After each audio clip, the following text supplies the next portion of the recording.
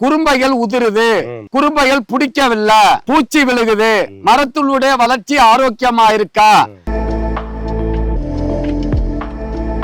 விவாஸ் இன்னைக்கு கீரனூர்ல, புதுக்கோட்டை மாவட்டத்துல, கொளத்தூர்ல, வீரப்பட்டில உயர் திரு ஐயா உயர் திரு சண்முகம் வேளாளர் அவர்கள் மறைக்கவில்லை, செடிகளா இருக்காரு. அவருடைய புதல்வன் மிஸ்டர் ரமேஷ் சார் வெள்ளாட்டுல இருக்காரு. இன்னைக்கு நம்மள அவங்க தோட்டத்துல கலாய்வு செய்ய சொல்லியிருக்காரு. தென்னை மரங்கள் பாத்தீங்கன்னா பச்சையா இல்ல, எல்லோயிஸா இருக்கு. பாத்தீங்க காரணம், எவ்வளவு தண்ணி நம்ம கீழே கொடுத்தாலும், கீழே அதிக ஈரப்பதம் இருந்தாலும் சூரிய ஒளியினுடைய தன்மை இன்னைக்கு ஏறக்குறைய 40-42 டிகிரி செல்சியஸா. காற்றினுடைய வேகம் அதிகம். காற்றினுடைய வேகம் சூரிய ஒளி அதிகமா இருக்கும் போது இருக்கிற ஈரத்தையும் காத்து உறிஞ்சிட்டு போயிடும். 3 வருஷம் மரத்தை தான் பாக்குறீங்க. மரத்துடைய வளர்ச்சி நல்லா இருக்கு, பானை வந்திருக்கு. ஆனா நம்மள எதுக்காக வர சொல்லி இருக்காருன்னு சொன்னா, குறும்பைகள் உதிருது, குறும்பைகள் பிடிக்கவில்லை, பூச்சி விழுகுது, மரத்துடைய வளர்ச்சி ஆரோக்கியமா இருக்கா?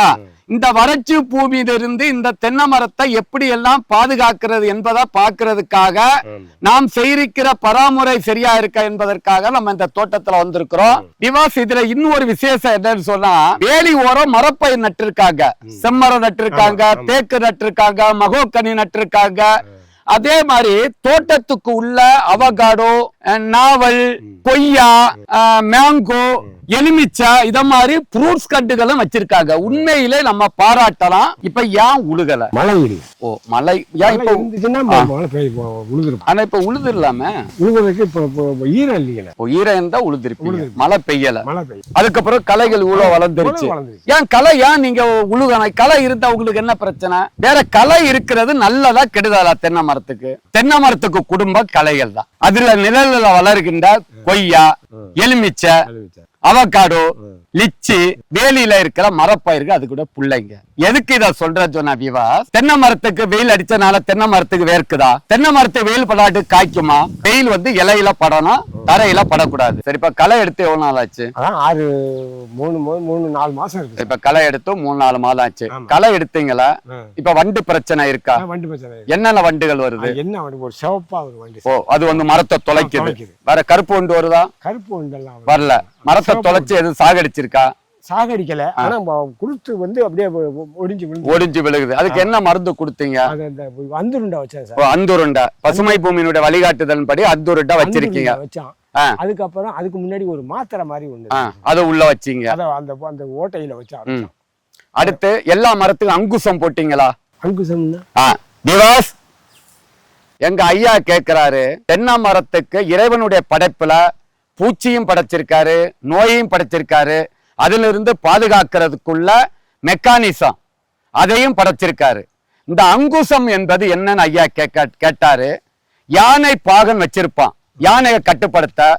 தென்னை விவசாயிகள், அதே மாதிரி நம்முடைய பாக்கு விவசாயிகளா இருக்கட்டும், பனைமர விவசாயிகளா இருக்கட்டும், நம்முடைய பேரிச்சமர விவசாயிகளா இருக்கட்டும், ஃபார்ம் ஆயில் எண்ணெய் வித்து செடிக பயிர்களா இருக்கட்டும், மொத்தத்துல தென்னை மரத்துக்கு மட்டை இடுக்குகள்ல அங்குசம் என்பது பயிர் பாதுகாவலன், PHD, பிளான்ட் ஹெல்த் டாக்டர், பயிரை பாதுகாக்கிறது, தென்னையை பாதுகாக்கிறது அங்குசம். அதுல சல்பர் உப்புக்கு, அதாவது நம்முடைய இந்து உப்புக்கு இணையான சத்துக்கள், பல வளர்ச்சி ஊக்கிகள், அந்த பூச்சி நோயை கட்டுப்படுத்துகின்ற தன்மை அந்த அங்குசத்துல இருக்கு. அதை எல்லாரும் களை எடுக்கும் போது மட்டை இடுக்குகள்ல 1/2 கிலோ to 1 கிலோவை போட்டா இந்த வண்டே வராது. நீங்க களை எடுக்கும் போது அந்த அங்குசத்தை போடாதனாலதான், இந்த PHD போடாதனாலதான் இந்த மரங்கள்ல வண்டுகள் வராது. அப்ப இனி நம்ம என்ன போடணும்? களை எடுக்கும் போது அங்குசத்தை போடணும். யானை பாகம் வச்சிருப்பான், நம்ம இனி யானை பாகம் வச்சிருக்கானே இல்லையோ, ஒவ்வொரு விவசாயிகளும் தன்னுடைய வீட்டுல வச்சிருக்க வேண்டியது அங்குசம். அதை மட்டை இடுக்குல போடணும். பூச்சி வராது, நோய் வராது, எலி வராது, மரநாய் வராது, குறும்பைகள் உதிராது, மரம் ஆரோக்கியமா வளரும், வறட்சியும் தாங்கும். புரியுதா? அதை நீங்க போடணும். சரியா? வருஷத்துக்கு ஒரு தடவை களை எடுக்கணும்.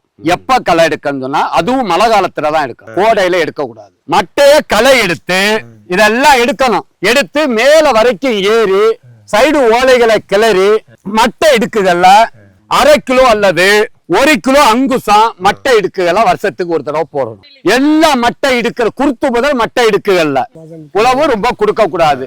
அடுத்து இதுல எப்படி நம்ம இந்த தென்னை மரத்தை, ஏன்னா இதுல காற்று அதிகமா அடிக்குது, வெயில் அதிகமா இருக்கும் போது மண்ணுல இருக்கிற ஈரத்தெல்லாம் காற்றும் எடுத்துக்கிட்டு போகுது. அதான் இந்த மரம் எல்லாம் மஞ்சளா இருக்கிறது. தென்னை மரம் பச்சையா இருக்கணும். தென்னை மரம் பச்சையா இருந்தாலும் ஒளி சேர்க்க நடக்கும்.